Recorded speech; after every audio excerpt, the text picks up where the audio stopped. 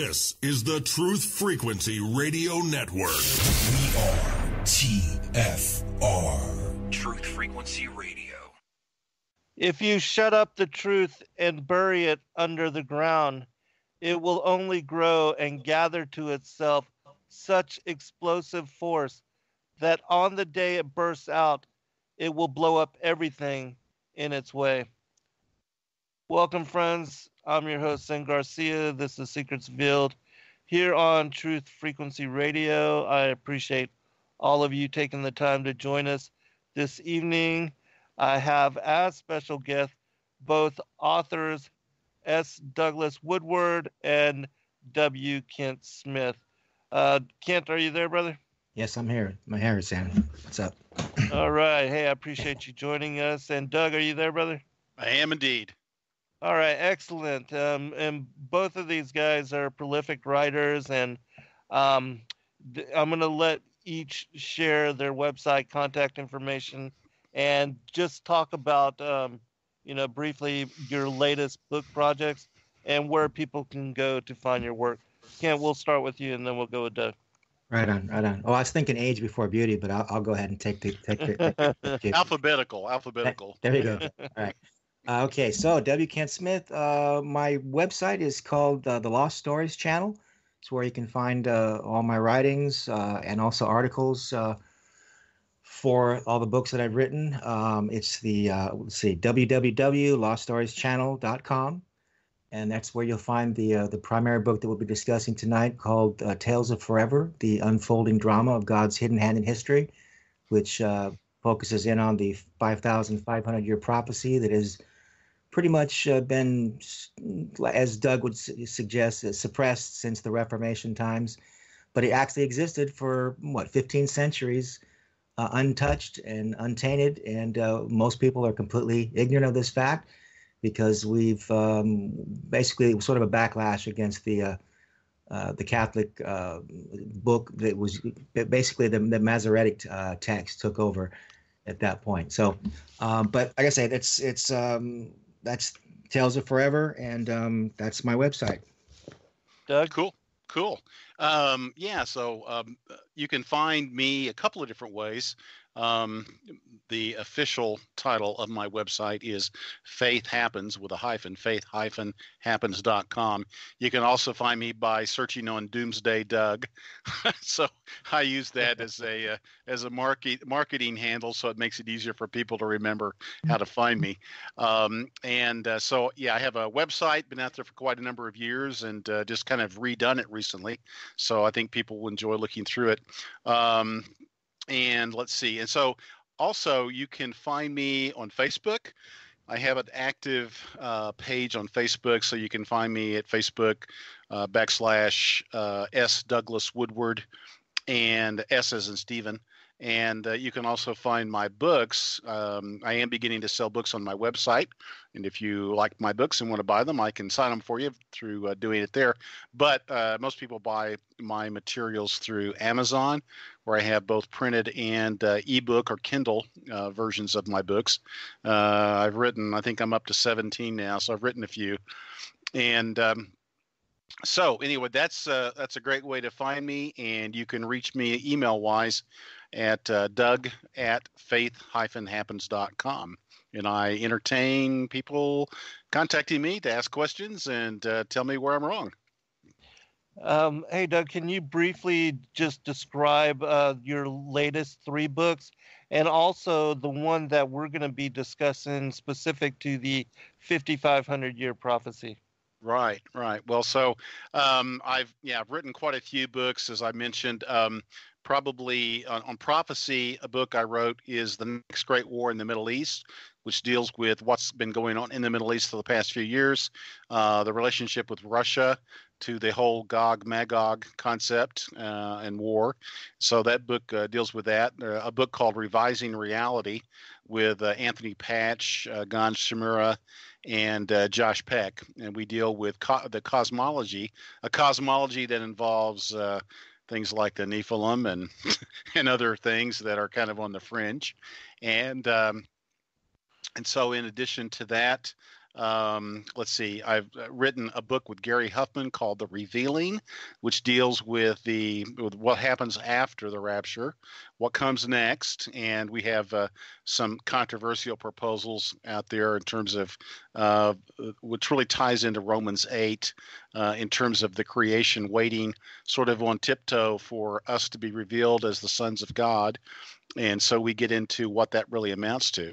And then the book I have been talking to in the last few months has been a book called Rebooting the Bible. And the caption or the subtitle is part 1, Exposing the Second Century Conspiracy to Corrupt the Scripture and Alter Biblical Chronology. So I'm dealing with the conspiracy, which we'll talk about from the first century.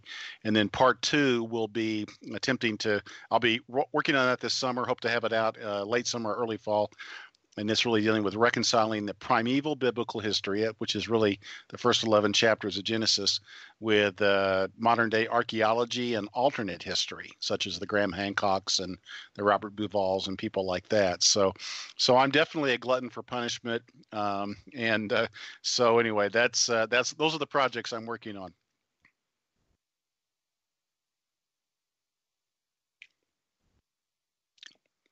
Are we there?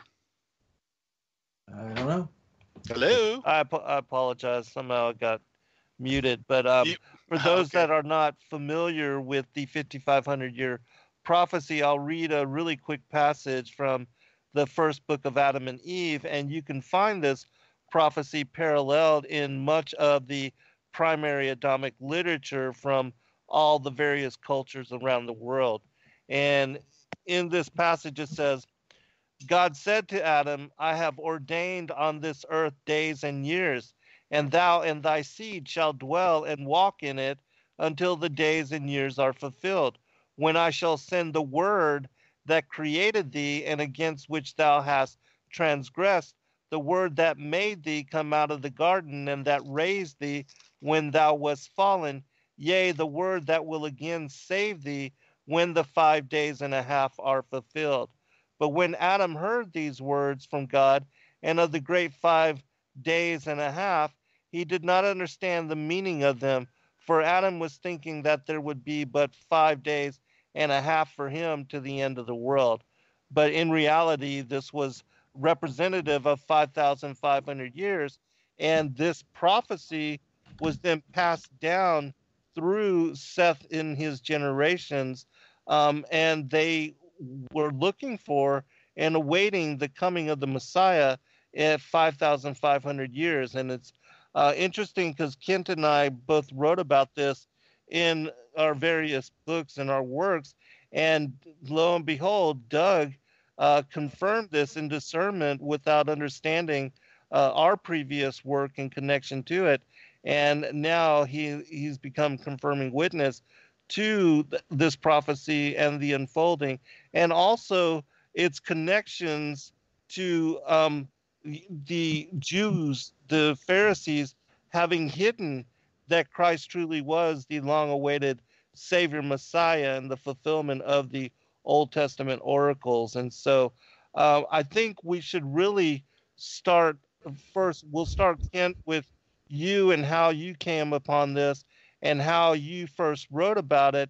And then we'll go to you, Doug, to, tie together how it was that you discovered this as well. Oh, sure, Zan. Yeah, believe it or not, I came at this from a dramatic writer's sort of point of view who was always fascinated with Bible movies, right? Not just Ten Commandment movies, but movies like Raiders of the Lost Ark. As a young person, I was always swept up in the fact that you could tell the story and you could inspire faith on another level, right? It wasn't just sort of like a preachment, right? So I used to beg God. I said, God, I just want to write a movie, and I sort of saw the hero's journey in in Hollywood, and I thought, it's interesting that the Bible itself, when a good a preacher or a teacher teaches the Bible, he's not just teaching boring facts and history; he's teaching the dramas of Scripture. And I thought, someone should write a good movie about this. And I said, And then I just happened to stumble onto these other biblical books in the so-called lost books of the Bible. And as I was reading them, I was thinking, well, first of all, they were like Shakespeare, right? So I knew they had to be translated into modern English. But I kind of felt like Orson Welles translating Shakespeare, but just happened to the Bible. And in these stories is where I first found out about this prophecy of the 5.5 days.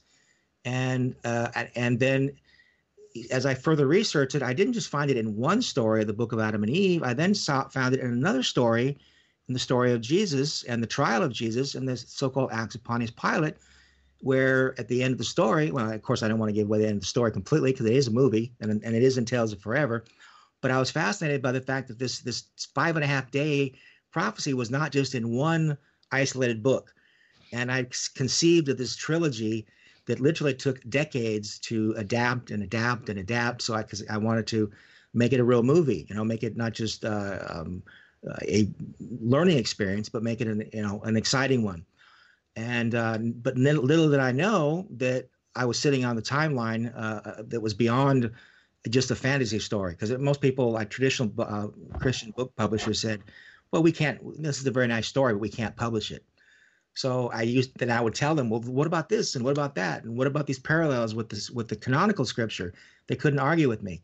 So then I said, "Well, I'm maybe gonna have to put the chronology and some history with my movie." And then once I published it, then I stumbled onto you, and you had connected the story of Adam and Eve, and you had connected the story of the acts of Pontius Pilate, and I thought, wow, how do I get in touch with this gentleman? And somehow then Jeff, well, of course, Jeff Massara was the one who told me about you in the first place, and so at that point I asked him, can you talk to Zen somehow and get him a copy of my book, because I think we've got something together where I've got the sort of the movie version and the documentary version, but no one would give me the time of day, basically, traditionalist, right? And then you helped me get on the air, and we sort of found out we were sort of kindred spirits. And then again, so many months later, then suddenly there's Doug on the horizon from a pure chronological point of view. And so now we're moving into the next phase of that operation. Yeah, it's really amazing, that we came out to be confirming witness for one another. But Doug, if you would, please, can you tell your side of your research and how you were led into this particular area of study? Right. Well, I started researching the chronology of the Septuagint and relied heavily upon a gentleman that has done extensive work on this. He had published documents 15, 16 years ago named Barry Sutterfield. And I was not familiar with the fact that the Septuagint chronology was different. It's just not anything that I had stumbled across before. So, I sometimes say a year ago, I learned things that I had never heard before that are in this book, Rebooting the Bible. And it really was the fact that the Septuagint's chronology is roughly 1,500 years longer than the chronology of Bishop James Ussher, which is essentially the same as the chronology of the King James Bible, which probably your listeners will remember that Ussher famously indicated that creation occurred in 4004 BC. Well, the Septuagint says that the creation, or at least Genesis chapter 1 and 2, took place at 5,500 years before Christ, so about 1,500 years more. And that by itself might not have interested me, although I did study and can talk later as to why there is the difference, how it's calculated, and so forth. But when I discovered that many of the church fathers believed that the Septuagint's chronology was correct, and that they had accused the rabbis, that by the way had previously been the Pharisees, they rebranded themselves, that they had altered the chronology in order to invalidate that Jesus had fulfilled the 5,500 year prophecy.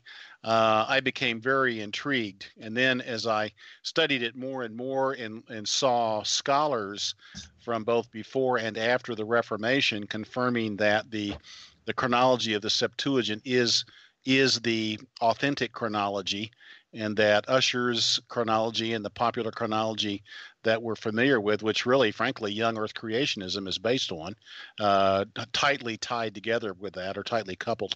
Then I realized, wow, there's a story here, a story that needs to be told, and then of course at that time I didn't really know why there was this belief that there was, that the Messiah was going to come 5,500 years after Adam.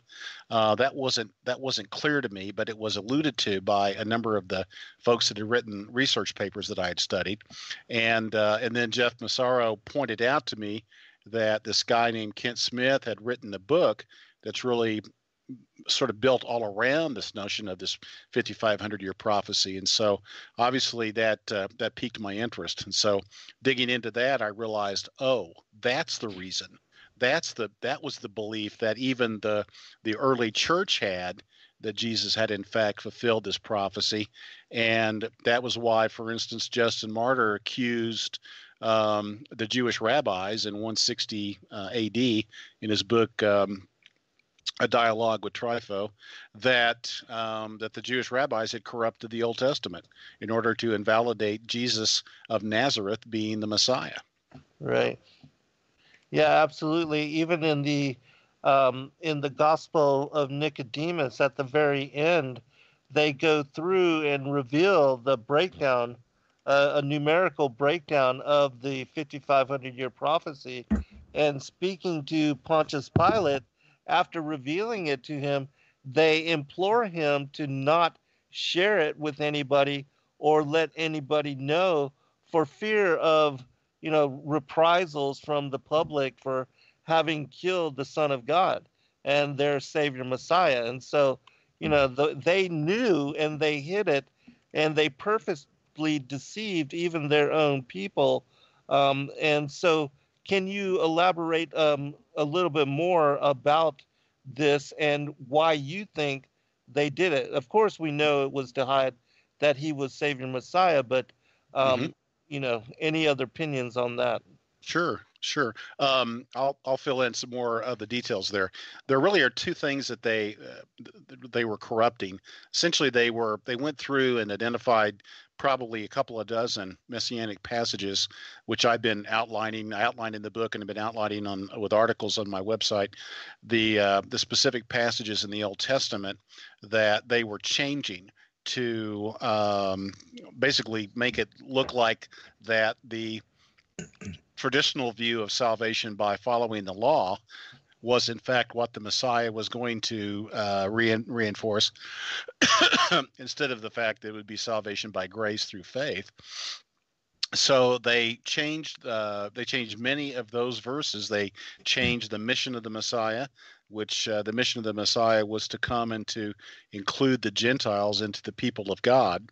And so there are verses in Isaiah, in the Psalms, in the Pentateuch, that in Amos, for instance, that talk about the nature of the Messiah, what he will do, who he is, his origin, his destiny, and so forth. So that's one element of the corruption. The second element, which really deals with chronology, has to do with Genesis 5 and Genesis 11, and these are the two really called chrono genealogies, meaning they're chronologies and genealogies both mixed together, if you will.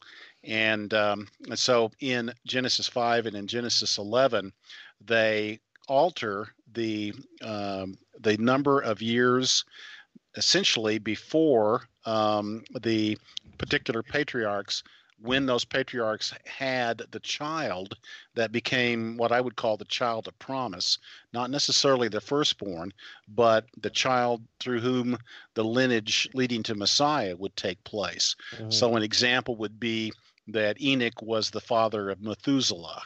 Obviously, going back to Adam, Adam was the father of Seth. And so when you look at these genealogies, you see the connection all the way from Adam all the way down to Abraham, and Noah is right in the middle. And so the genealogies in Genesis 5 take you to Noah, and then in Genesis 11 you start with Shem and you go to Abraham. And so I can get into more detail, but essentially it's in those areas where it's 1,386 years there that are subtracted from the chronology, and then there's about another 190 or so years in the related to Daniel chapter 9.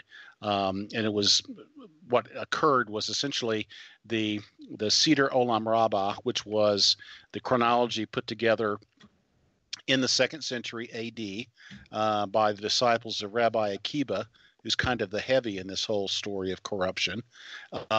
They created, in effect, the Jewish calendar. And of course, again, your listeners probably know the Jewish calendar date is like 5779. Well, the real calendar date would be about 7612. So, in other words, if you really understand the chronology of the Old Testament and you go with the Septuagint's chronology and you add back in the 190 years or so that they took out when they did the Seder Olam Rabbah, which had to do with a number of Persian kings that ruled after they conquered Babylon. So it deals with the Xerxes and the Artaxerxes and the Dariuses and all that. So they cut out a number of generations there. And again, they were cutting out more years. So what they wanted to do was invalidate that, again, that Jesus did not come 5,500 years. He came 4,000 years. And so he could not have been the Messiah. Yeah, absolutely. I don't know if you've looked into this as far as the latest. There's been a lot of research on the Tartarian Empire and how this history of this empire and how it used to be like a world power. It's been excluded completely from the annals and the records and the historical accounts, and not a lot of people know about. But people studying a lot of the ancient maps, that this has also come out recently and been an area of interest for a lot of alternative truth investigators. Do you know anything about that, Doug?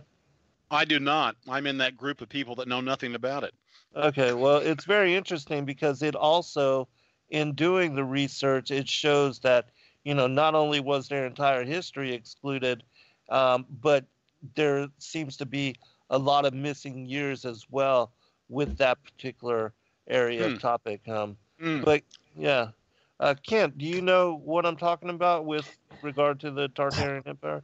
Well, we touched on that briefly in probably one of our last shows, and I like Doug also, and was not aware of that lost chapter of history. So I confess my ignorance at the time, and have since have not. So I apologize too for my lack of awareness on that chapter as well. So all good. I'm sorry. Yeah, I was just so now you've piqued wondering. our interest. We've got to know what it is. Yeah, most certainly. Again, well, I'll just touch briefly upon it with regard to the historical account, and there's even specifically a release, a secretive, covert CIA document that talks about how the Russians purposely remove all the studies and the research and their inventions as being connected to the Tartarian peoples. And this was a worldwide empire that even here in America that they had ruled over during in the ancient times before even Columbus. And it shows on the maps that, for instance, between the 15th and 16th centuries, that California was an island off of the coast of the United States. The Great Lakes had not yet even been created. And then all of a sudden in the world map of 1749, you see that California is now part of the continental landmass and connected to the United States. There's no longer any space between it and the mainland. And then all of a sudden you see also plotted on the maps these Great Lakes, up there in the northern part between Canada and the border of the United States. But somehow these kind of things are not cited or spoken about in the annals or the history or the records.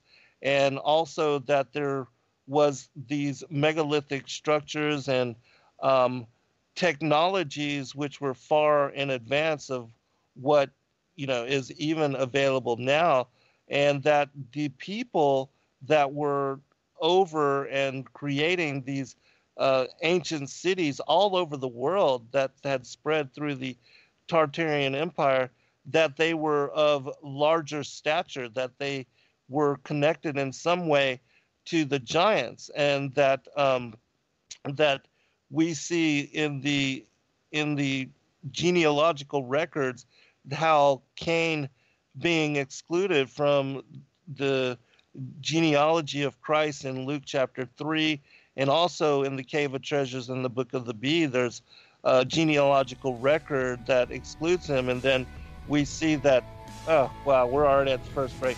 But we'll pick this up on the other side. We'll be right back, everyone. And inquiring from the burning of the temple unto the coming of Christ and his birth, we found it to be 636 years, which together were 5,500 years, like as we found it written in the Bible that Michael, the archangel, declared before unto Seth, that after 5,500 years, Christ, the Son of God, hath come. Hitherto have we told no man, lest there should be a schism in our synagogues. And now, O excellent judge, thou hast adjured us by this holy Bible of the testimonies of God, and we do declare it unto thee. And we also have adjured thee by thy life and health, that thou declare not these words unto any man in Jerusalem. And so you see here how the Pharisees, understanding and knowing that Christ had come 5,500 years, just as prophesied to Adam and passed down through his generations, that they hid this knowledge.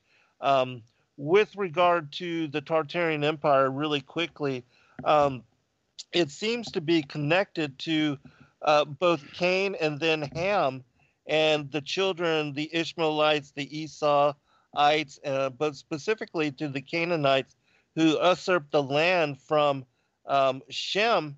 And when God made the covenant with Abraham, and they went into Canaan and took that land back from the giants, the sons of Anak and the Amalekites that were inhabiting and ruling over that particular Og of Bashan and the other giants that were living in that land, they were basically taking back their inheritance that was promised to Shem but was usurped by the Canaanites. And the genealogy, in my opinion, a lot of what is written about and declared in why it was that the prophets, apostles, and patriarchs spent so much time detailing it was that these kind of truths would be revealed, because we see it connected to the enmity between the seed of the woman and the seed of the serpent, spoken about in Genesis 3:15, and then the wheat and the tares, let both grow together until the time of the end. And so there's this ongoing war, and it's connected even to the bloodline elites and the war against the masses of today. Is that also anything that you have found and have followed out in your research, Doug, with regard to what you were looking in with the genealogies and the lineages and stuff?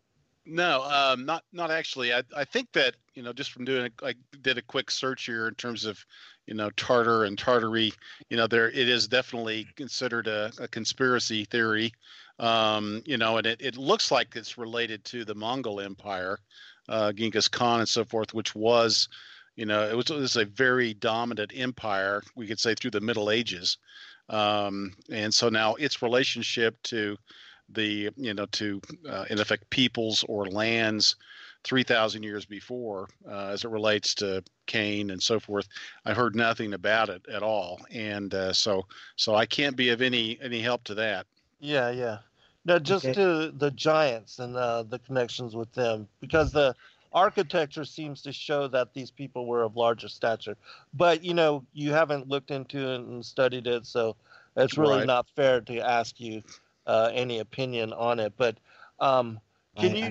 I have written Yeah, go about ahead. and Yeah, Tales of Forever.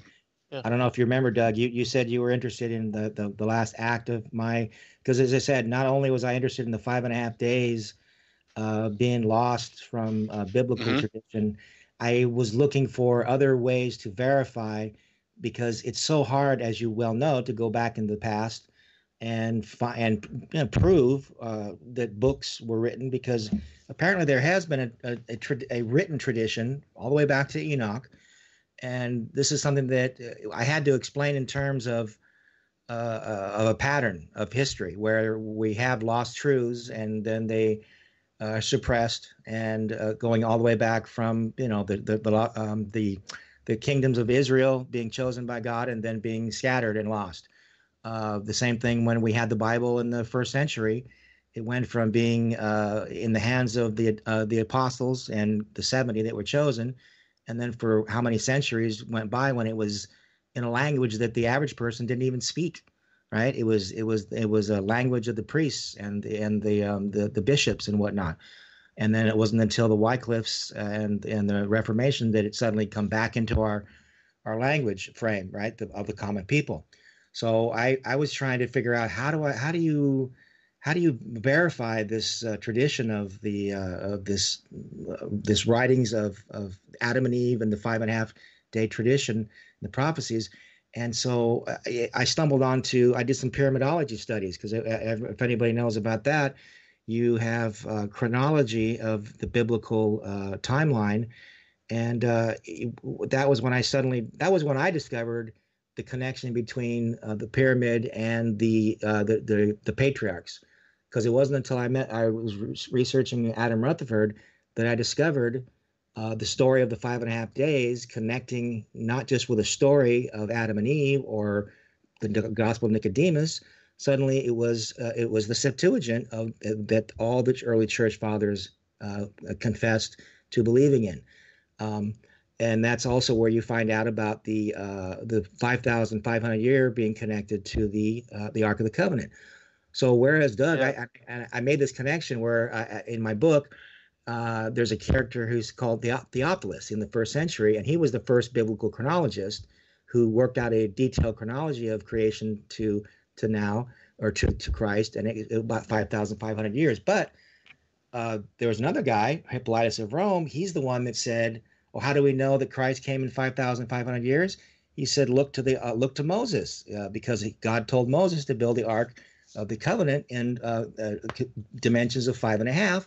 Therefore, by this 5.5 cubit dimensions, we're signifying the 5,500 days which Christ will come." So I just stumbled on that today, and I thought, well, that's funny. That sounds kind of like Doug the chronologist, and then Kent sort of the symbolist. Because what my book is about is, again, trying to come up with ways to sort of transcend the impenetrable nature of history, because we weren't there.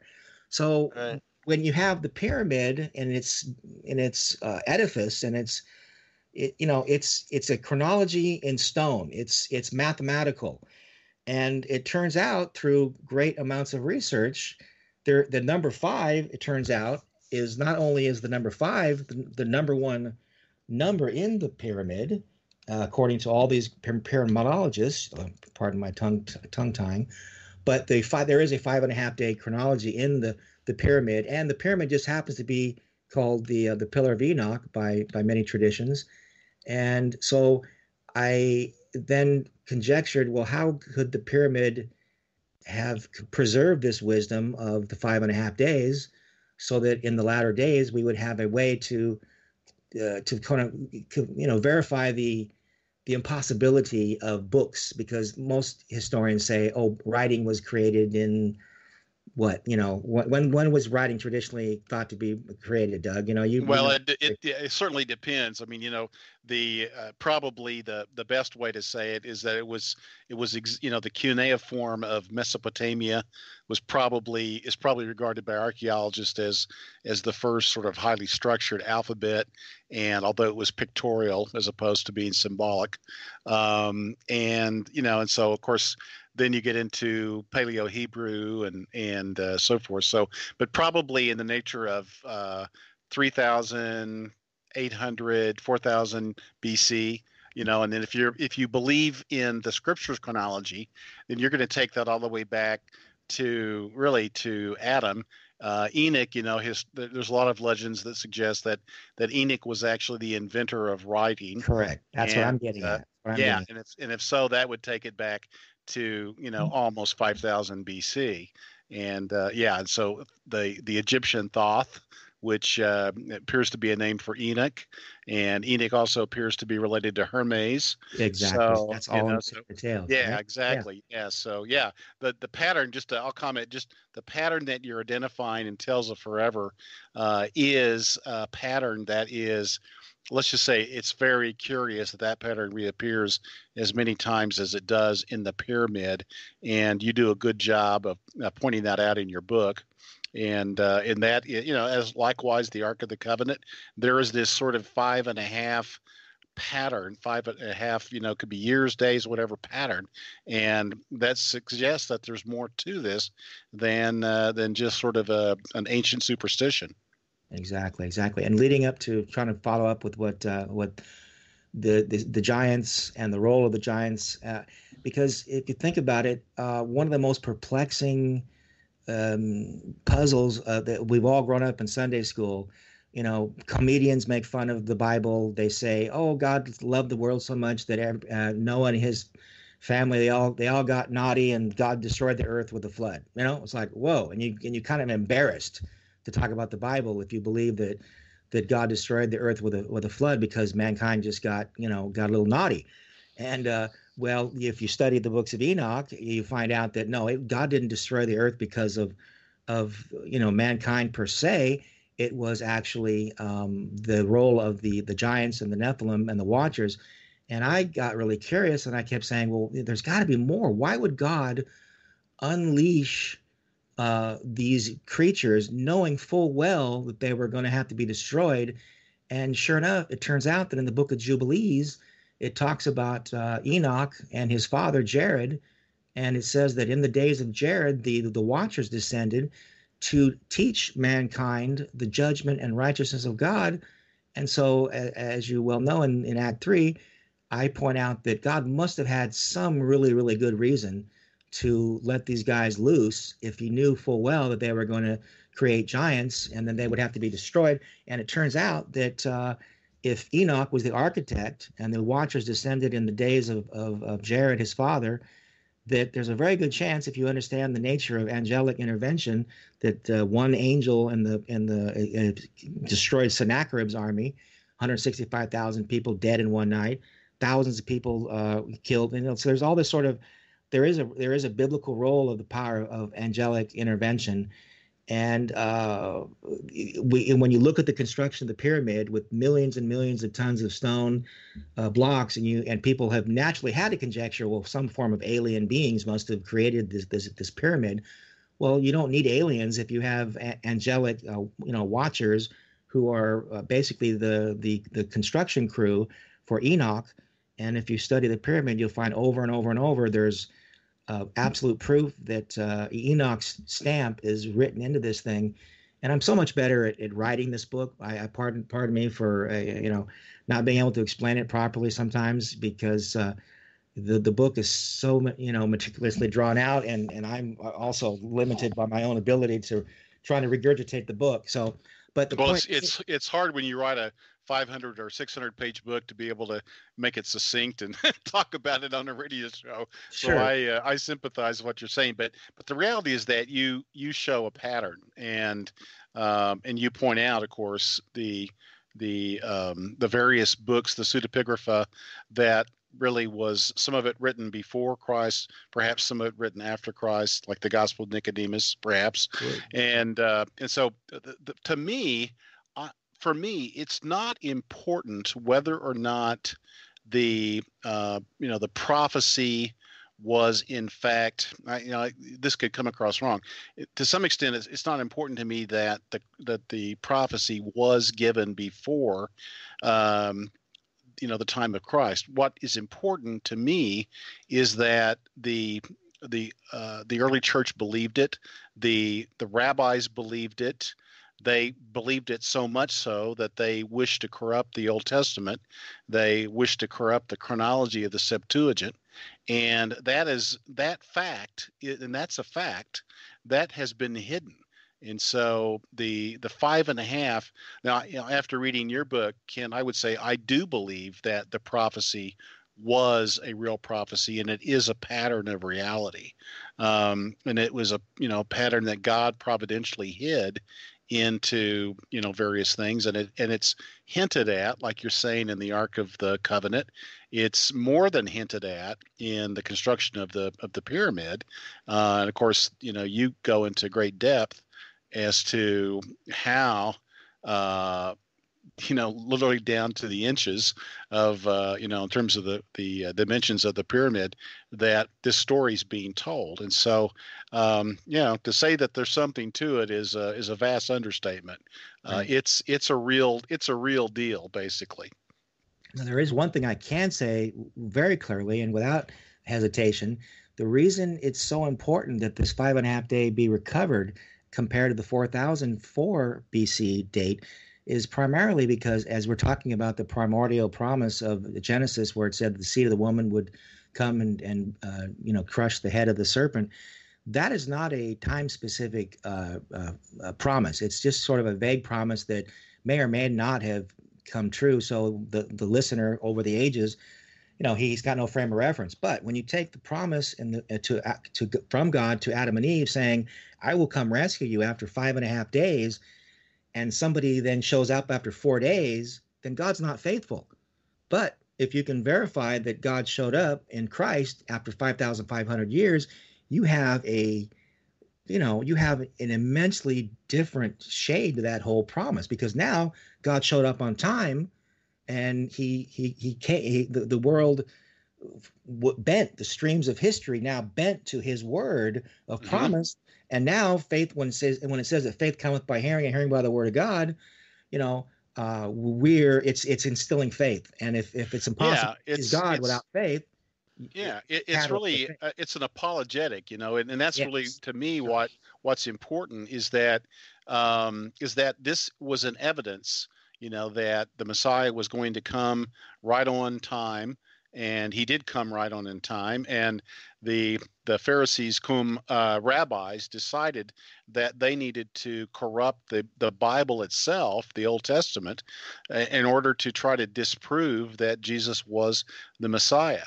And so it's very important. And of course, for me, the apologetic that I make a great deal of in my book, Rebuking the Bible, is that if you understand that the chronology, the biblical chronology, the primeval chronology is 5,500 years rather than 4,000 years from Adam to Christ, all of a sudden now you can actually reconcile the secular histories, the history, in Egyptology, the Mesopotamian archaeology.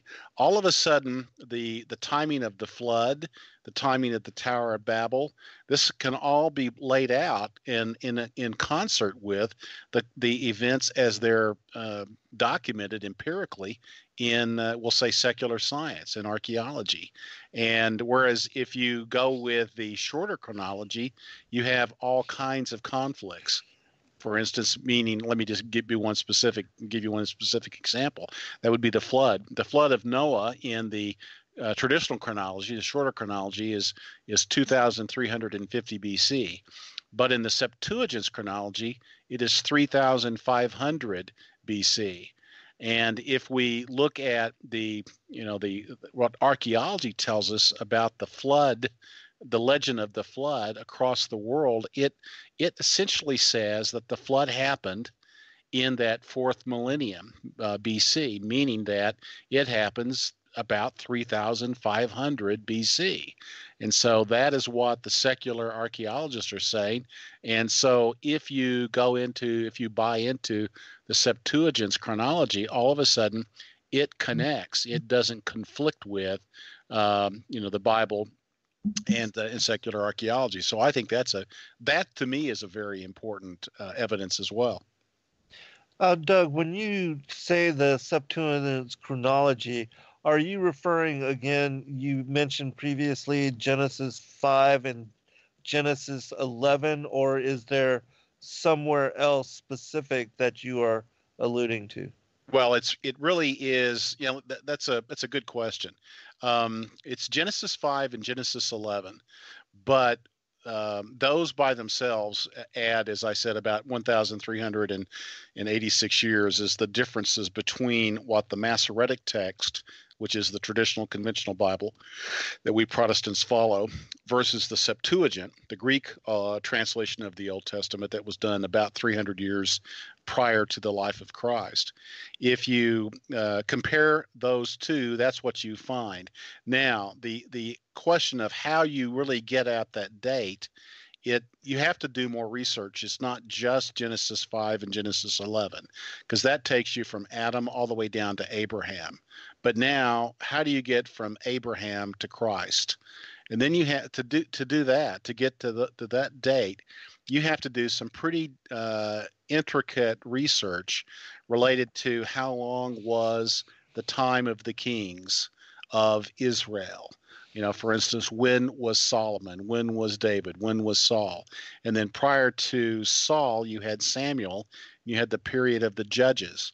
And the period of the judges is an extremely difficult time to understand in terms of the biblical witness. And so it takes a lot of research to nail that down. And so once you get that, then you get into the whole issue of when was the Exodus? So what year did the Exodus occur? And is there archaeological support for nailing down those dates? And the answer is yes. But the problem is that the conventional archaeology that evangelicals follow, they want to say that the Exodus was about 1,440 BC, or the conquering of the land of Canaan was roughly 14,005 BC. Well, the problem is that if you compare that to the archaeology of the city of Jericho and the other cities that Joshua and Caleb and the children of Israel conquered, the archaeology says that those things happened about 1580 BC. And so there's a movie called Patterns of Evidence that really lays this out very, very well. And it points out that the evangelical archaeology based upon Ussher and the King James Bible and so forth, it gets the date wrong. And so once you get that date wrong, and you miss the date of the Exodus, then you're starting to get really far off in terms of century after century that you've gotten wrong. The other key thing that you have to work out is the length of time that the Israelites were slaves in Israel. And there's really two different views in the Bible. One is that it was for 400 years. The other was that it was for, basically 200 years. And the work that I've done, based upon work of other people, is that the actual time of slavery for the Israelites was 100 years. The time from the Exodus until the time of the promise to Abraham was 430 years, which corresponds with what Paul says in the New Testament. Right, 430, yeah. Yeah, and so once you get that, what you find out is that there's a 215-year period from the initial promise to Abraham, when Abraham was essentially 70 years old, and then from that point until the time of the enslavement until the time of the Israelites in Egypt, it's 215 years. And from the time from essentially when Jacob comes into Egypt. Jacob has become Israel, comes into Egypt. Now it's 215 years from that point until the time of the Exodus. So when you link all these things together, and that's really what I do in Rebooting the Bible, is I build the chronology step by step. And what that does is it then validates that the chronology is 5,500 years. I actually calculate about 5,600 years. And I won't go into detail as to why there's a slight difference there, but it is essentially 5.5 millennium. And so that's how I got to it. And it turns out that many of the church fathers, they gave dates for when Adam was born and so forth, when Adam was created, and it's 5.5 millennium. And so there's concurrence there. And then there's also post-Reformation, more recently. There's at least a dozen authors that also confirm the same. And so what turns out to be the sort of standard conventional evangelical chronology is just flat wrong. And it hurts our witness and it hurts our evangelism because it puts us in conflict with science. So, all right. So there you go. Awesome. Well, when we return from break and we have second hour, can you share some of the passages or some of the details of the church fathers that spoke about the 5,500-year prophecy? Yes, Yeah. I'll go look up some of those, and I know that you've got a great list of them, don't you, Kent? I've got them right in front of me. I have my Excellent. on text. Perfect. That'll be something you can do then. All right, we'll tag team then. We'll be right back, everybody. We're almost at break for the second hour, and we'll go into this in great detail. And when we return, I'll share a passage from the Book of the Bee, which is slightly off. It mentions 5,200 years, but gives a breakdown. We'll be right back, everyone. All right, welcome back, everybody, for second hour. I'm your host, Zen Garcia. This is Secrets Revealed here on Truth Frequency Radio. I have as guests with me both authors S. Douglas Woodward and W. Kent Smith, and we are speaking about the 5,500-year prophecy of the coming of Christ given to Adam when he was actually banished from paradise. This was a prophecy that was passed down through the lines from Seth through his generations, and as revealed in the revelation of the Magi, it's possibility that even the Magi, who everybody believes to have been Persian soothsayers or something of that nature, that in that text, which is the second century Syriac text, recently released, it describes how they were connected to the children of Seth, and that order was put together to watch for the coming of Christ and his incarnation in the flesh form in this 5,500-year timeline. Really quickly, I'd like to share a passage from the Book of the Bee, which details a 5,265-year timeline and gives some details. And it's interesting in that it also connects with what Doug had mentioned from Abraham to the Exodus being 430 years. I'll read this really quickly. It says, from Adam to the flood was 2,262 years. From the flood to Abraham was 1,015 years. From Abraham to the Exodus from Egypt was 430 years. From the Exodus to Solomon and the building of the temple was 400 years. From Solomon to the first captivity, which Nebuchadnezzar led away captive, 495 years. From the first captivity to the prophesying of Daniel was 180 years.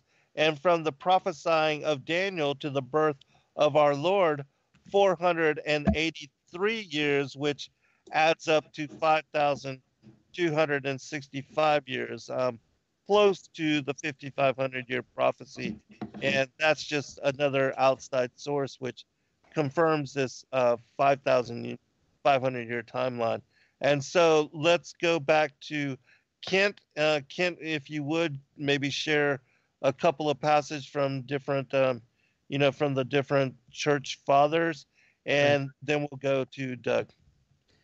Okay, but before I do that, I do want to get to that. But speaking of the cave, speaking of the Book of the Bee, there is another, because you mentioned the Cave of Treasures, but there is actually, are you speaking of the Book of the Cave of Treasures, Zen, or are you just referring to the Adam and Eve story? Because there is a book of the Cave of Treasures. It was supposedly written by Ephraim the Syrian, who mentions the 5,500-year prophecy.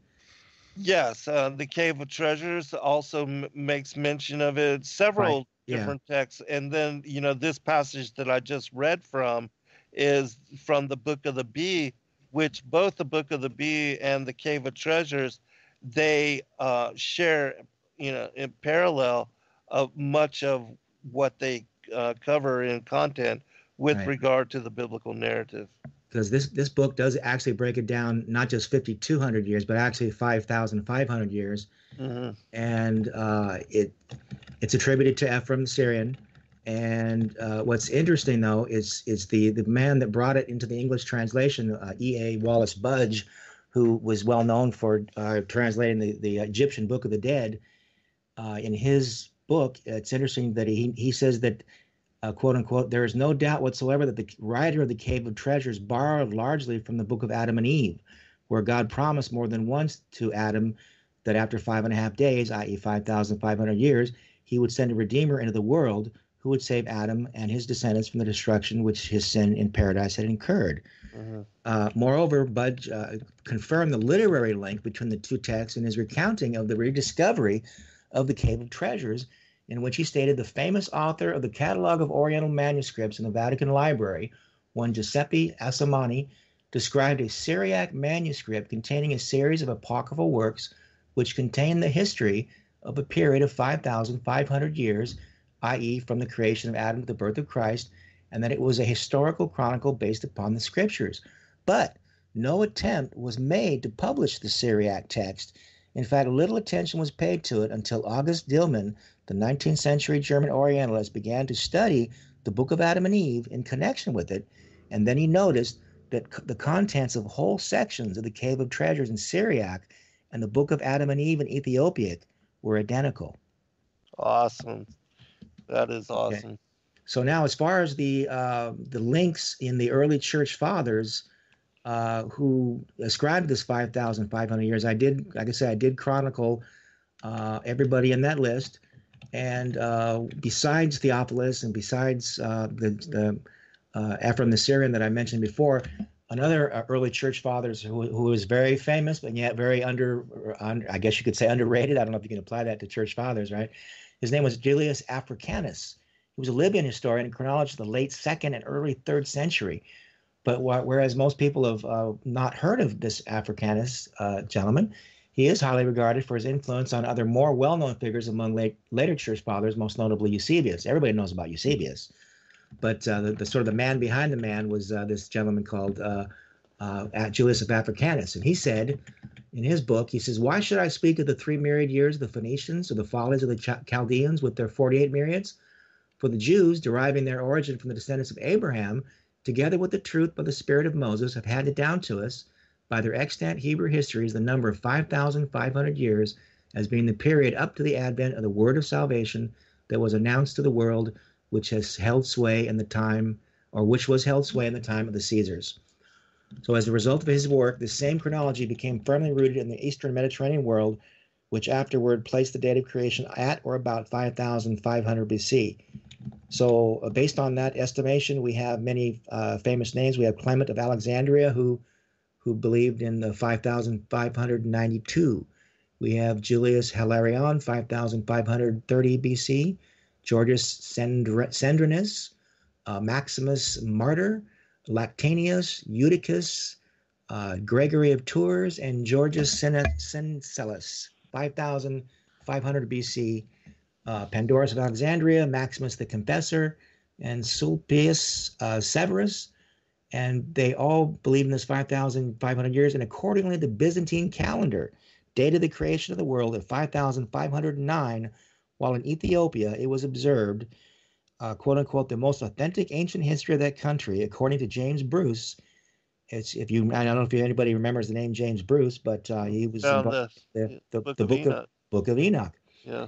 So James Bruce, it says here that the most authentic ancient history of that country, according to James Bruce, is the Chronicle of Axum, which attests that there is an interval of 5,500 years between the creation of the world and the birth of Christ. So these are no small names, and all this history was just swept under the rug. And the great irony of history is one of the most important things for us as Westerners was the Reformation, right? But how ironic that the Reformation would have been create such a backlash of anti-Catholic sentiment. And I think I've mentioned this to you before. I believe in all these things, but I'm not anti-Catholic. I'm not anti-Jewish. Anybody that thinks we're on the show here attacking Jewish people for changing the chronology or Catholics, we're not talking about the people, right? Guys. I mean, we're always talking about it's always the bureaucrats. it's always the leaders that are trying to control their vested interests. Wouldn't you say that, Doug? With these so-called people that change the chronology. Yeah, as we say colloquially, they have a dog in the race. Yeah, right.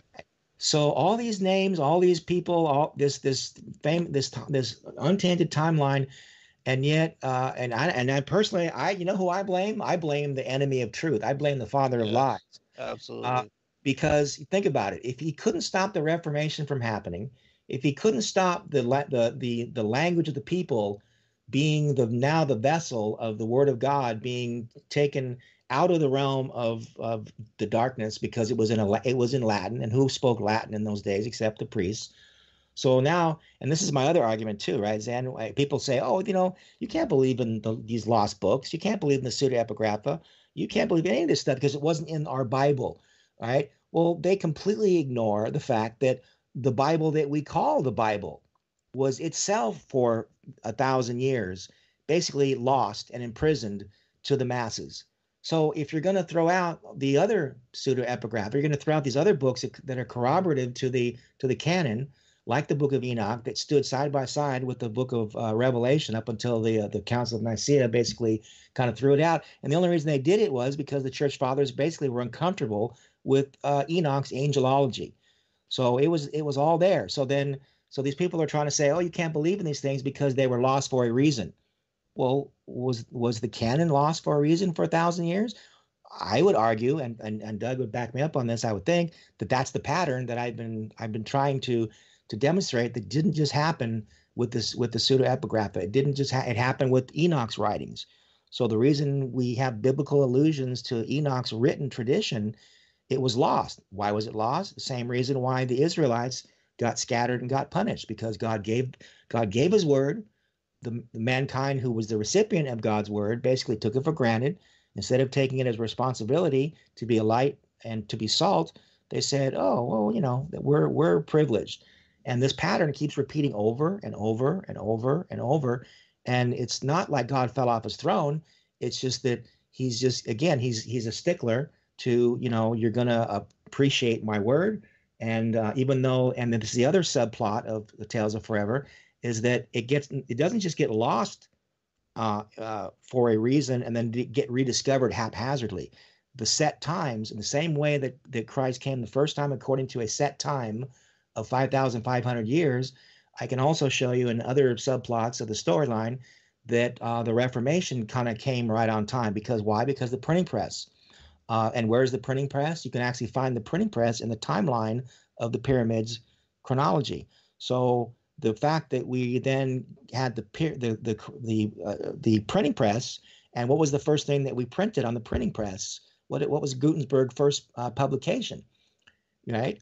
It was the Bible. The Bible, of course. Yeah. So, but if you can show it in terms of a timeline of God's set times, of him being faithful to, I told you ahead of time that I'm going to do something, and if the devil comes along and tries to stop it, what he's now going to do, he's going to take this 5,500 year chronology that was literally happening up until the time of the printing press, up until the time of the Reformation.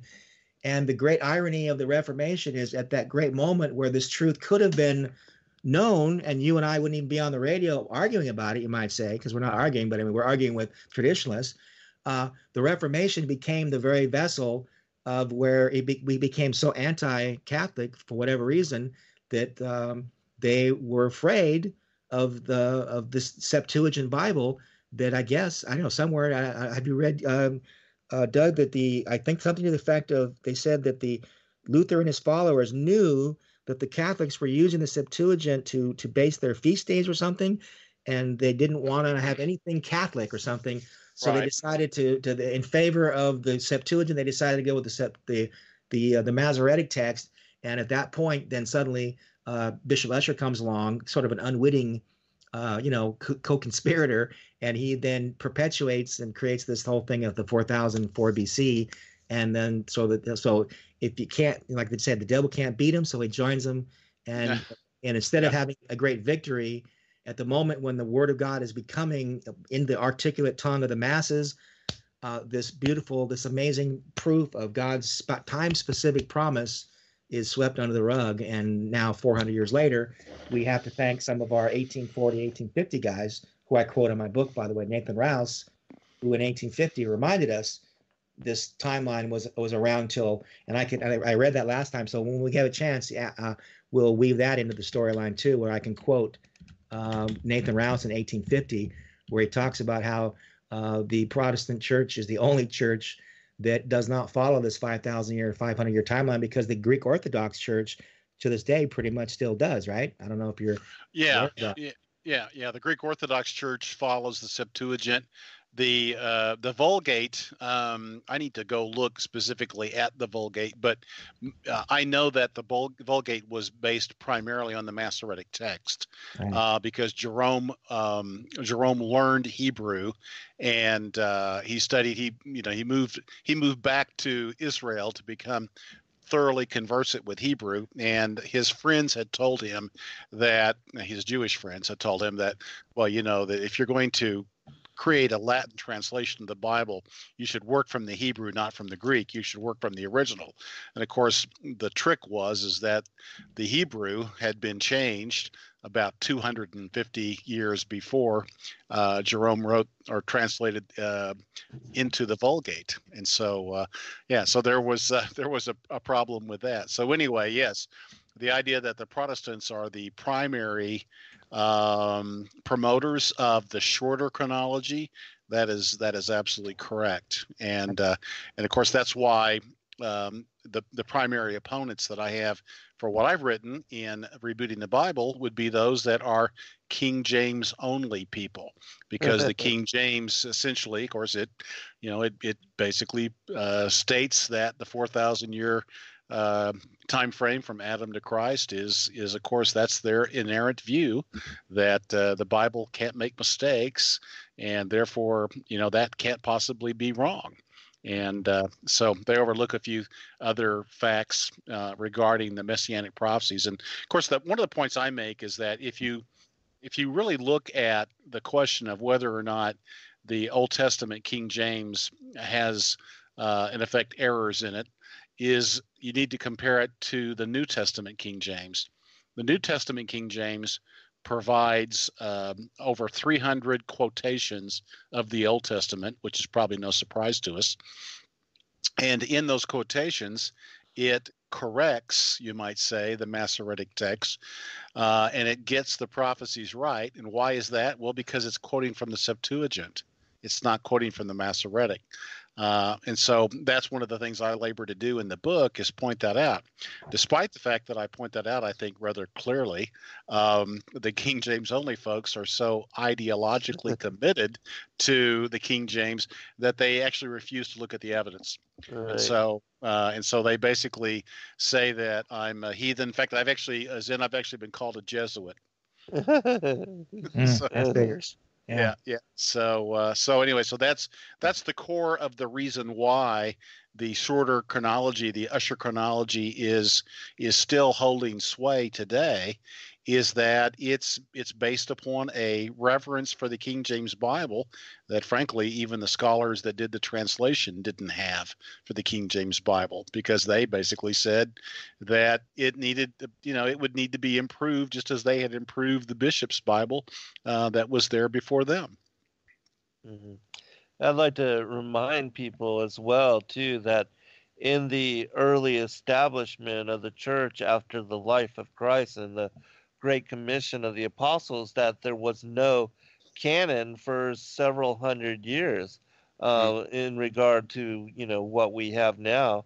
And even the King James, that there was included the apocryphal works, which are now discounted from that particular, the 66 book version of the King James Bible. But wanted to ask both of you a question as well with regard to the book of Enoch and its rediscovery and reintroduction to the English-speaking world after James Bruce's discovery of it in the Ethiopic canon. But do you think that one of the reasons that it was targeted, which I do believe that it was targeted and that it was removed from, approved and authorized consideration by those that did the whole canonical process, was that it was messianic and it contained information on Christ as the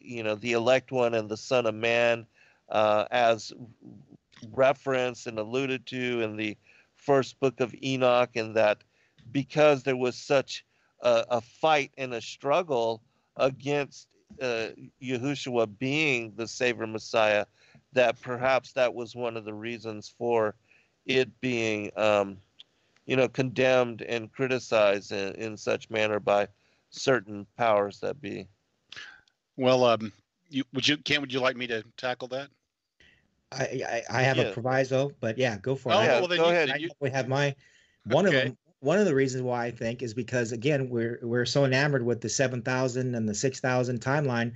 Actually, First Enoch actually introduces a 10-week breakdown of human history, where he clearly talks about the church age and the age of the Israelites and their role before the church, and that there's even a generation where the sheep are going to be given a sword, which actually I would think would be speak of that generation of the church that would have to be removed before the man of sin could be taken away, because we never get to hear about the power of the church. Everybody talks about the rapture like everybody's sitting around like hat in hand trying to get the heck out of here because the world's going to hell in a handbasket. And I'm reading in the book of Enoch that there's a generation like that's going to have, like I said, it's like the sheep that were getting devoured in the earlier weeks are suddenly having power with the power of a sword. And I'm thinking this could be interesting because it's a 10-week prophecy, which obviously flies in the face of the so-called 7,000 year prophecy that everybody keeps running around about. And because if you think about it, everybody thought if Christ is coming after 5.5 days, that in 500 AD, this is spoken of quite often in the early church fathers, they were convinced the world was going to end in 500 because it had to end in 6,000 years. So now here we are, 2,000 years after the 5,500. We're in the 7,500 year, technically speaking. I think Doug mentioned that, right? So what do we do with the 7,000 year timeline? Is God faithful or is it not? So if you look to the book of Enoch, First Enoch, he's given us a little more leeway. And as I say, I don't know if it was human agency that was completely at odds with it. I think because the early church fathers, when you read about it, certain individuals, I've chronicled them in my list in one of my chapters here. It was either Jerome or Augustine. They were uncomfortable with the angelology, so that was why they got on the bandwagon to get rid of Enoch. But primarily, I'm thinking that it disrupted the whole idea. You can't have a 10,000 year, a 10-week prophetic timeline if we're all running around claiming to be expecting a 7,000 year chronology to exist. You see what I'm saying? So there was sort of a conflict of interest there that I don't think anybody's even taken into account yet, except for, I would call it pattern-seeking brain nerds like me who actually believe this stuff, because I believe in God's power. I believe if God said that God walked and talked with Enoch and he wrote books, I'm just, naive enough to think, okay, he did. We lost the books. That's okay. That's the pattern. But, so I'm thinking that, there's a reason why, but I still blame, like I say, I blame the enemy of the truth and the father of lies for finding human vessels to express his will and suppressing these truths. And again, it's like the age-old thing of God raising up Babylon. Babylon was bad and God chose Israel, but didn't the Bible say that God raised up Babylon to punish Israel? So if the devil finds willing instruments to suppress books like Enoch, isn't he doing it because it's, God is intervening, and he's using these human instruments to let these patterns of lostness and foundness and restoring according to times, you see? So it all fits in my mind. Doug? Yeah. Well, in terms of the, kind of the rejection of the Apocrypha, most of the Apocrypha was written in between, you might say, the Testaments. Many of the books, of course, were written and included in the Septuagint. Most of them were written in Hebrew, but some of them were written in Greek, such as First and Second Maccabees and so forth. It was actually written in Greek. The primary guideline that was being used by the rabbis at a little town called Jamnia or Yavnea, depending upon one's pronunciation of the letter Y and J and so forth. And this was where they gathered after the temple had been destroyed in 70 AD. They founded a school, and it's there that they, among other things, corrupted the Old Testament, but they also decided on what their canon would be, although they didn't use that term. But they essentially decided that any book that was written after the time of Nehemiah and essentially Malachi, which was really the last prophet of the Old Testament, that any book written after that period of time would not be included in their Bible. And I think in part that was because they were fearful that there were testimonies in these books written in this period that would reinforce Jesus as the Messiah, because by 100 AD, they looked at the Septuagint, even though it was translated from the Old Testament Hebrew, they looked at it as the Christian Bible. And so that's one of the reasons why they wanted to make changes to it. And then it's also the reason why they created, or in effect sponsored, new Greek versions of the Old Testament to be created that would be disseminated throughout the diaspora, so that all the synagogues would have a corrected Greek Old Testament, because by that time folks throughout the diaspora did not speak and most did not read Hebrew. Right. And so they had to have Greek. So the question was, got to stop. We'll come right back there and talk about that when we get back. Yeah, we'll pick it up shortly. Be right back for final segment, everyone. All right, welcome back, everybody, for final segment. The show is going by quickly. Let me turn it back over to you, Doug, so you can finish up with your thought. Yeah. So we were talking about, why a lot of why the apocryphal books, and really that would include also the pseudepigraphas, so-called, were not included in the Jewish Old Testament, and because that's also, whatever they included would turn out to be what would not be included in the Protestant New Testament either, in the Protestant Bible. But anyway, let me go back. So after Nehemiah, after the prophecy of Malachi, it was deemed that there would be no additional prophecy given, that it was all said and done. And so books that were created in that period, the quiet period, as sometimes this is called, really in the sort of the 4th, 3rd, 2nd centuries before BC, before Christ, books written there, many of which appear in the Septuagint, and will come to appear later in the Vulgate and in the 1611 version of the King James, were not included by the Jewish rabbis when they finalized more or less their canon around 100 AD, and that was the principle. And the suspicion that one could have would be that they were rejecting the Alexandrian, which was the Septuagint was created in Alexandria, Egypt. They rejected that Greek Bible because it had become, by that time, 100 AD, had become the Christian Bible. It was being used by the Christian evangelists. We know them as the apostles and disciples and so forth. They were quoting the Septuagint, and were quoting the you might say the authentic or original prophecies, the way that they were written in the original Hebrew, and it was those verses that were causing people to convert to become Christians and leaving the Jewish faith, if you will. And so they mistrusted that. Obviously, they decided they would change the Old Testament, and they would then create new Greek Bibles. And they created three by a guy named Aquila, guy named Symmachus, and another one named Theodotion. And those three Greek Bibles Old Testaments were written in the 2nd century A.D. And so the Apocrypha and the Pseudepigrapha, like the Book of Enoch, were rejected because it's believed they were written in that period of time. Now there's debate, there's a lot that would say that, Enoch was written by Enoch himself and so forth. The scholarship would not agree with that, but regardless, that was the kind of the principle that was causing those books to be rejected.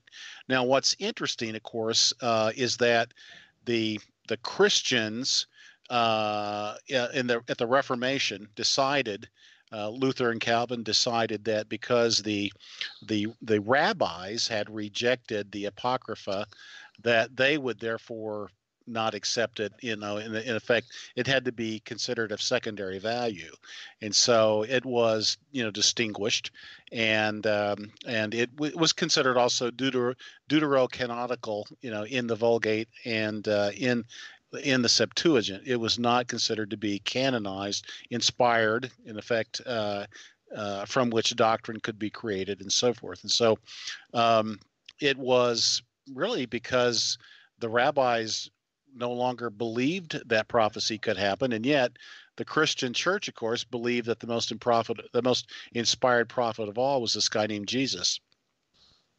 And so the fact is that there was inspiration that was continuing. Even Augustine argues that the Septuagint was inspired by God as well. And so you have all these different opinions about whether books were or weren't inspired, which is somewhat what Kent begins to get into when he's talking about the Apocrypha and the fact that in the Pseudepigrapha, the Book of Jubilees, Enoch, and then others such as the Book of Adam and Eve and so on, you get these stories that actually have some spiritual value and reflect many of the traditions of the early church, and so it's not as simple as saying something is or isn't canon in order to determine whether or not it has value.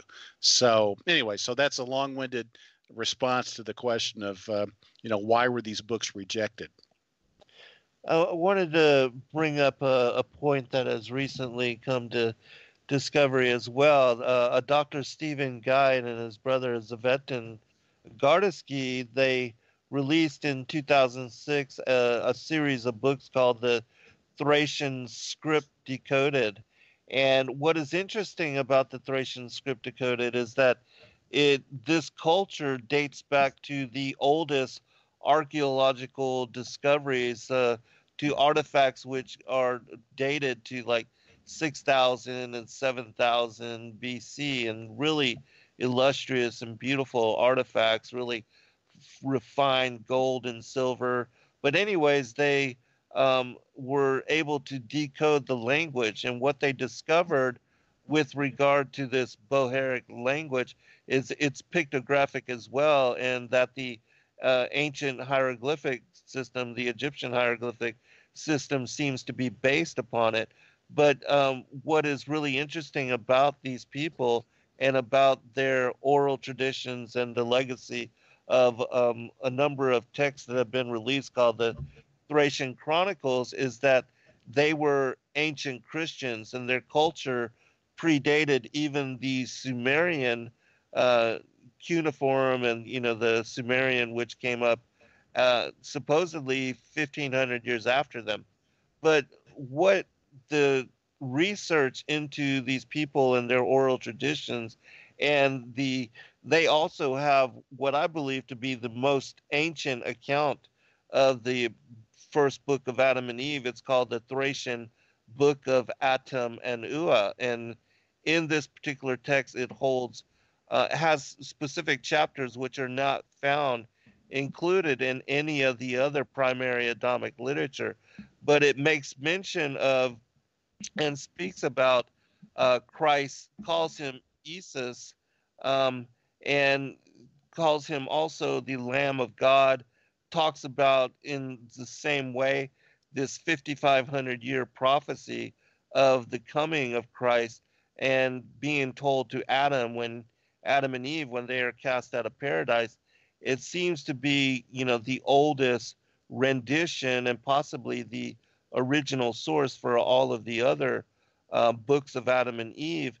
And as I said, their culture predates the Sumerian. In my opinion, the legacy of their work and the information that is being brought forth now by Dr. Guide and his brother is that the Bible and the core tenets of our faith and the biblical narrative were not stolen, plagiarized, or counterfeited from the ancient Sumerian or the pagan cultures, whether it's the ancient Egyptian, Sumerian, or the Greeks, but that in fact these stories and the myth, the legends and the knowledge of Christ and his virgin birth and all of that predates these ancient pagan cultures, and that in fact it shows that the opposite is true, that in fact they plagiarized from Christian prophecies. truths, that were known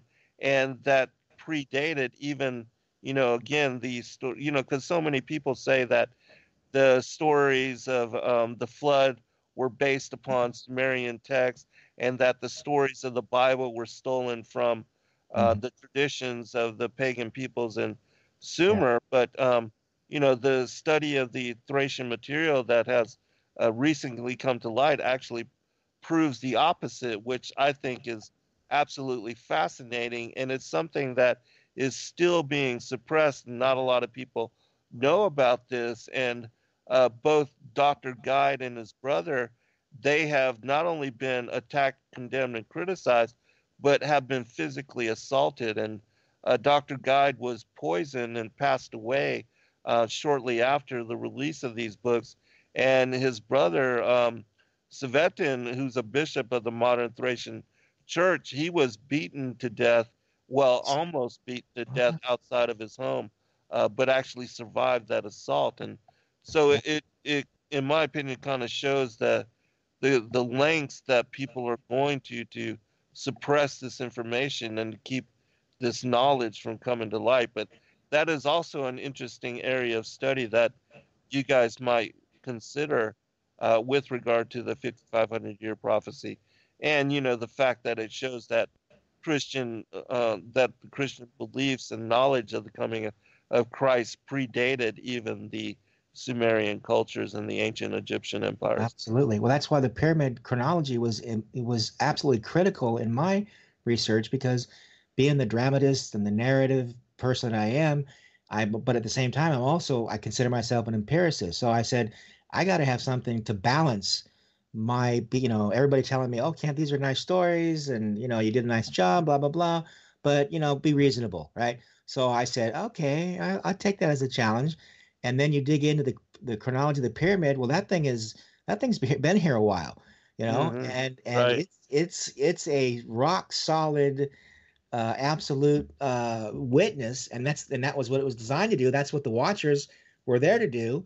And if Enoch had a relationship with the Watchers, and you can find a 5.5-year timeline in the pyramid, which I completely outline, I hope to certain degrees of satisfaction, yay or nay, Doug, right? And Zen, so Yeah.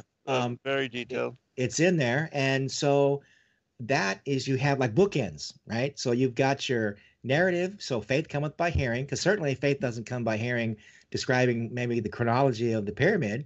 But if you can corroborate the narratives that by their very nature inspire faith, because when we hear that God said to Adam and Eve, I'm going to be faithful, I'm going to rescue you, they'd cry and they'd moan and they'd bellyache and they'd throw themselves off a cliff, and then they would die, and then the word of God would come and raise him up as a type of the resurrection, and then the word of God would they would take the blood from their sacrifice, and they would sacrifice to God. The word of God would show up, and he'd say, and we all know that who that is, right? In his pre-incarnate form. Yes, absolutely. And he would say, you know what? I didn't even tell you to do this, but you know what? I'm going to take this because when I come in human form and in 5.5 days, my blood will be the perfect sacrifice. And so as a reader, I'm moved, right, with these stories, right. but trying to get it to the mass audience, trying to get beyond this bulwark of skepticism and doubt because of the brainwashing that we've gone through for so many hundreds of years now since the negative side of the Reformation. So now we're treated like heretics, and we're treated like fringe, elements. And so you've got the chronology of the pyramid with the 5.5 days built in, and you can't argue with the symbolism, because what is it again? The keynote address of Tales of Forever is when God deigned to communicate. He doesn't just communicate in English or Hebrew. He communicates through mathematics, and he communicates in a language of narrative dramas that transcend interpretation. So no matter what language you're speaking, these dramas of death and resurrection, the dramas of mathematics of the 5.5 days, these speak to the whole world, not just to Americans, not just to Protestants, right? Somebody should have the sense to realize, it's a universal message, and isn't that what God's been trying to get across to the house of Israel for how many centuries? Because they thought, oh, we're the chosen people. Chosen for what? Chosen to be privileged, or chosen to be a vessel, chosen to be a light, chosen, as Doug was saying about the thing that these bureaucrats, Jewish bureaucrats, and again, not Jewish people, but the bureaucrats, they wanted to keep the knowledge of God's always using the children of Abraham to bless the Gentiles as well as the Jewish people, because technically, Abraham wasn't even a Jew, and Judah wasn't even a Jew. The word Jew didn't even occur in history until after the Babylonian captivity, and a lot of people just assume, we grow up another traditional frame of reference, that all the promises of chosenness go to the Jews, but always built in was that they were going to eventually have this break out, and through Christ, save the whole world. And if it's a whole world salvation program, then shouldn't we expect a universal message? And we can demonstrate this in the 5.5 day mathematical, set times prophecy, and it being a dramatic narrative, and these stories being brought back to light. So faith cometh by hearing, whether it's English or whether it's mathematics. Doug? Wow. Okay, so that was a mouthful. So I'm trying to decide. Okay, so where do I jump in on that? Gosh, well, I was thinking about while Kent was talking, I was looking up about the Thracians. I'm going, wow, Zent's got these. He's talking about the Tartars, and then he's talking about the Thracians, and I got to figure out where all this is coming from. But anyway, I was kind of looking up that it looks like those were really the ancient the ancient Bulgarians. The Thracians were the predecessors to the Greeks and to the Romans. Right. And so Herodotus mentions them in his histories. But yeah, you're dealing with with a people that would have emerged not long. I mean, that would be some of the of Japheth's offspring. Yes, exactly. that moved not too far from the ark, because they were sort of in Turkey and northern Greece. So anyway, so that's that appears to be where they were coming from. But in terms of whether or not they had the prophecy, I find that pretty intriguing. That if they had the 5.5 millennium prophecy, and if I think I would love to see. I'd love to see links to those articles. I'd like to learn about this guy before he gets beaten up again, apparently. So, I'd be glad to share some information with him. That's what I love about this show. I learn from Zen. Zen learns from me. Now, Doug, we got everybody is spurring each other on to greater heights of awareness, and rather than having this conversation in the dark in some room here we are with the technology of radio and the internet, and people are hopefully being enlightened and blessed and intrigued by our conversation. And speaking of that, boys and girls, I really need to mention before I run out of time, This is the anniversary of D-Day and Zen's story about the kind of persecution that people in other lands, they were trying to get this truth out. Here we are, blessed on the day of the 75th anniversary of D-Day, where men and women have fought for our freedom, to have this technology and to be able to survive what other people haven't survived. And if those people in those other countries, obviously they're connected, right? So if they can find out that they're not alone with this this great mission of the revival of this 5.5 day, because as we said, the Greek Orthodox have always had this, and it's high time that we stop the division where the Western nations think that they're the only bunch on the block that God has chosen, and whether it was the split of 500, what was it, 500 AD, right? The bull of Constantinople that excommunicated, the so-called West excommunicated the East, and then 1,000 years later, then we supposedly got excommunicated as Protestants, and the Eastern Orthodox Church has been holding on to the Book of Enoch and holding on. They actually celebrate Pontius Pilate's birthday. He has a feast day, because of the book of the Gospel of Nicodemus, which was called the Acts of Pontius Pilate. And they're looking around going, well, whatever happened to us? Who excommunicated us, right? So no, it's just the study of the schisms of the church, Right. and the various creeds, the Nicene Creed, and then the Chalcedonian Creed, and all that.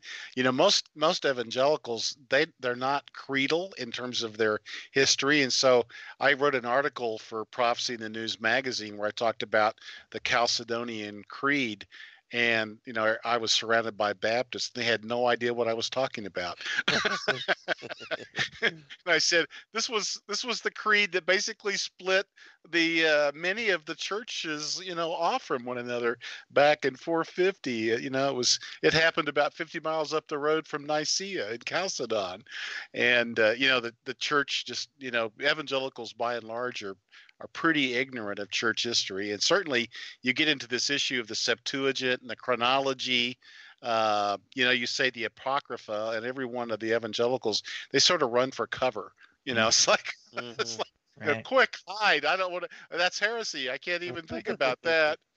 And, and we talk about the Book of Enoch, and we talk about, these other lesser known, And the Pillar of Enoch. Yeah, the Pillar of Pillar of Enoch. Yeah, all these things, it becomes very frightening for people that are essentially have been, I would say, brainwashed, conditioned to just pay attention to the King James Bible and nothing else. Right. And so, now it's not like that anything's true. I mean, I happen to believe I'm a pretty Orthodox Christian myself, but the fact is that we can learn a great deal from these other books.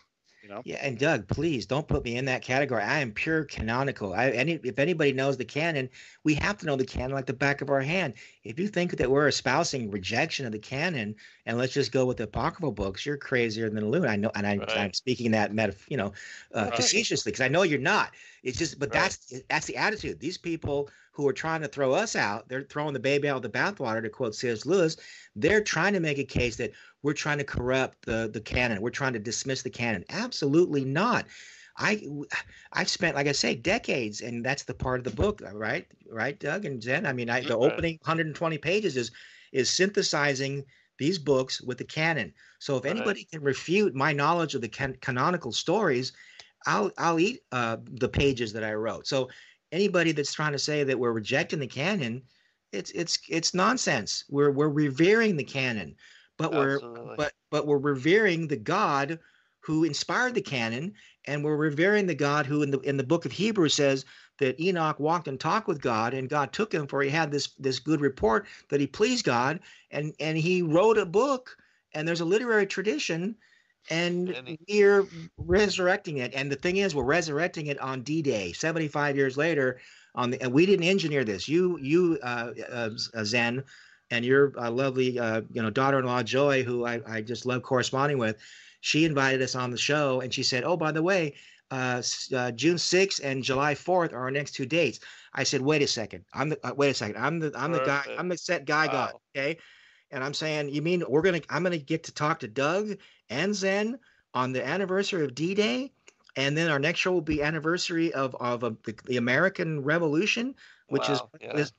who could how could anybody engineer this? So this is not, if we're not talking about the God of set times keeping his promise to allow it to be lost. He gave it the knowledge, he allowed it to be lost, and now according to the set times, it's coming back on the stage of world history.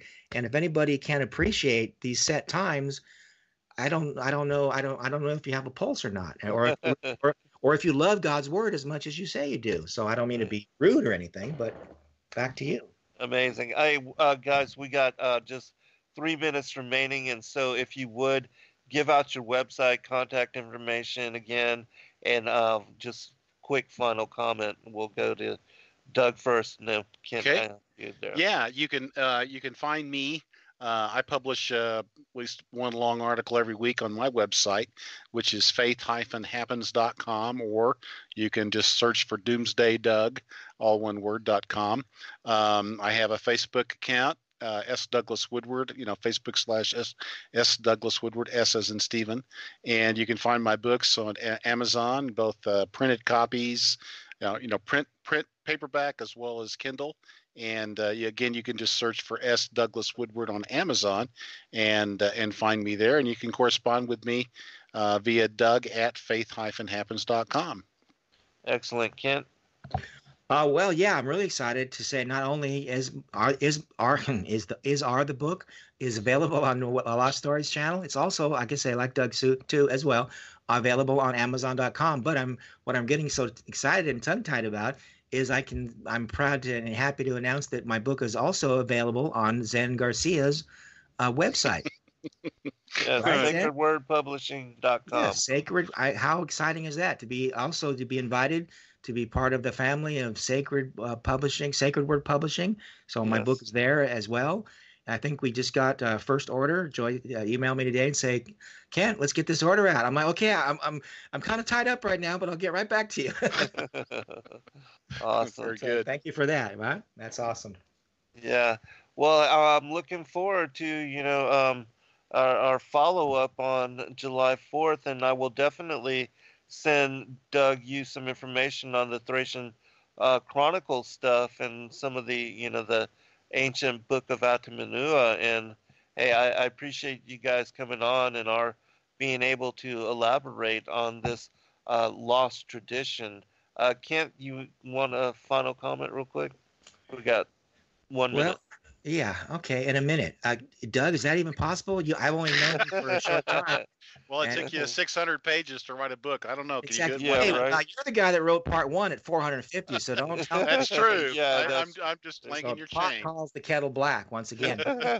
No, I just want to say again is that I do believe that the God of the set times is right on time. He's right on schedule, and that's a God that you can trust. You can hang your hat on him. If you're a sinner, you're a saint. And technically, God came to rescue sinners. So if you ever doubted God's faithfulness, how in the light of him keeping this promise after 5.5 days, right on schedule, and this truth being revived, I think it's an amazing time to learn about this and just marvel at God's faithfulness.